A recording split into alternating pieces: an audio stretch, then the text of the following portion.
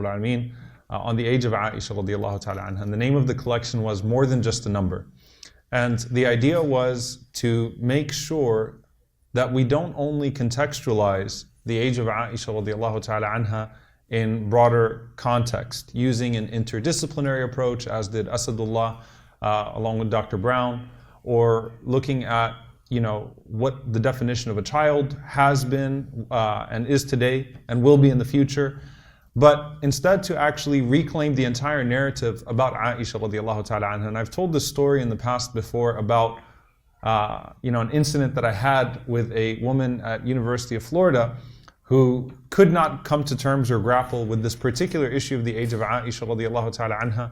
But Allah subhanahu wa ta'ala blessed her through knowing the person of Aisha radiallahu anha to actually come to Islam through that knowledge of Aisha as a person. And actually to name her daughter Aisha once she gave birth to Aisha. Because one thing, if you just pay very close attention to, if you attend Jum'ah khutbahs, if you attend Islamic lectures, the amount of mentions that Aisha radiallahu anha gets is more than any woman in the lifetime of the Prophet sallallahu alaihi wasallam, and as much as any man in the lifetime of the Prophet sallallahu alaihi wasallam. In fact, the last khutbah that I gave here, I ended off with a story about Aisha radiallahu ta'ala anha, because through Aisha we know the Prophet sallallahu alaihi wasallam. Through Aisha we know our religion. Through Aisha radiallahu ta'ala anha we develop not just a greater appreciation and love for the Prophet sallallahu alaihi wasallam, but we actually develop a greater love and appreciation for her, and she is our mother. And so I want you to first and foremost understand that we're talking about your mom, my mom. She is as beloved to us as our own biological mothers would be. And she is our mother because Allah subhanahu wa ta'ala gave her that distinction when He gave that distinction to the wives of the Messenger sallallahu alaihi wasallam. And she is our mother in that she is the access that, had we not had, we would not know our religion in the way that we know our religion today. Can you imagine how much we'd be deprived from were it not for Aisha radiallahu ta'ala anha? And the wisdom of Allah subhanahu wa ta'ala in placing a woman like Aisha radiallahu anha in the life of the Prophet sallallahu alaihi wasallam, and by extension in our lives through her example and through her entrance into the example of the Prophet sallallahu alaihi wasallam. So where does the debate about the age of Aisha radiallahu anha come into? And it's very interesting because the Prophet ﷺ came 1450 years ago. All right, so we're talking, centuries ago. And over the years, there have been different attacks on the Prophet ﷺ, and obviously there is an agenda behind the attacks on the Prophet, peace be upon him, starting from the time that he lived himself ﷺ. And as you go through generation after generation, you see the evolution of those attacks on the person and the character of the Prophet ﷺ.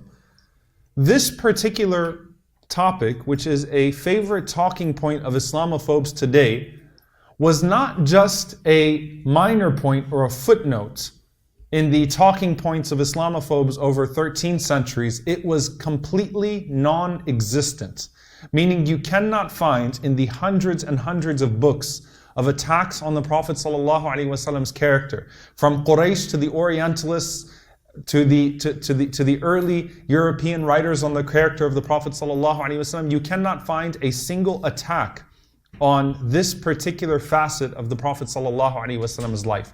Not one person takes objection to it. In fact, it is not even an item for discussion within the Islamic tradition itself. There are no lengthy discourses about the age of Aisha radiallahu anha that exist from Imam al-Ghazali or Shaykh al-Islam bin Taymiyyah. So both the defense as well as the discourse, not necessarily in the context of a defense, both of those are contemporary issues that have been brought up. So when we say, not only was this not an issue in the time of the Prophet ﷺ in the 7th century, where Quraysh employed every attack they possibly could on the character and the person of the Prophet, peace be upon him, it was not an issue until the 21st century. Yet somehow, it's become the favorite talking point to try to portray the Prophet ﷺ in a certain way. And there are numerous ways that we could approach the issue. You could approach it and say, well, look at marriages in the past, right? And you could say, you could point to how unfair the uniqueness of the critique of the Prophet ﷺ is in this regard, because if you took from Christian tradition or Jewish tradition or completely secular tradition, you will find people that were married with much larger age gaps than that of the Prophet ﷺ and Aisha radiallahu anha, including, for example, those that believe that Maryam alayhi salam, that Mary was married to Joseph, and the age gap being almost twice as much as the age gap between the Prophet ﷺ and Aisha radiallahu anha, with Maryam alayhi salam being in her teens and Joseph being in his 80s. But that not being a discussion, not being an issue to be brought up. And I remember, it was interesting to me as I was looking, when I first started studying the biographies of people in the time of the Prophet ﷺ as a whole. And I'll never forget something that actually happened with me, and it wasn't in the context of an attack or a discourse. I was just reading in the Tabaqat and the Isaba about Abdullah ibn Amr ibn al-As. May Allah be pleased with him and his father. And it listed Amr ibn al-As and the mother of Abdullah ibn Amr ibn al-As as 12 and 10 when Abdullah was born. And I went, that must be a typo. Then I realized it wasn't, because I started cross-checking all the sources, like, wait, they had 12-year-old parents back then? Could you imagine a 12-year-old walking around with a child? Right? A 12-year-old man and a 10-year-old woman walking around in the masjid, and you'd be like, wait, what is this? That's because human beings looked so decidedly different 1400 years ago than they do today, right? And subhanAllah, you find Imam Shafi'i rahimahullah talking about, a 50-year-old grandmother with a 13-year-old grandson, and you're just like, what's going on here? How is this all evolving? And cases of law that took place at the time, and you realize right away that this was a very different society, and these things were spoken about without issue at all, with no discourse to accompany them whatsoever. So the question, and the papers do an excellent job of talking about this from the perspective of the anthropology of it, and the sociology and psychology of what would be deemed child marriages today, but not necessarily so in the past, which is why you won't find intelligent people actually critiquing the Prophet ﷺ on this using any type of data sets. It's just a matter of using something that they know can rock our boat a little bit. So the question, I'm not going to go into all that data because it exists in the papers.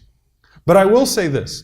Why frame the Prophet ﷺ like that? Why would Islamophobes employ this tactic to frame the Prophet ﷺ in that way? It's all about invoking a certain imagery. One that is a portrayal of vicious Muslim men that are in need of restraining. Right? Portraying the angry, it's the same image that you get through Hollywood of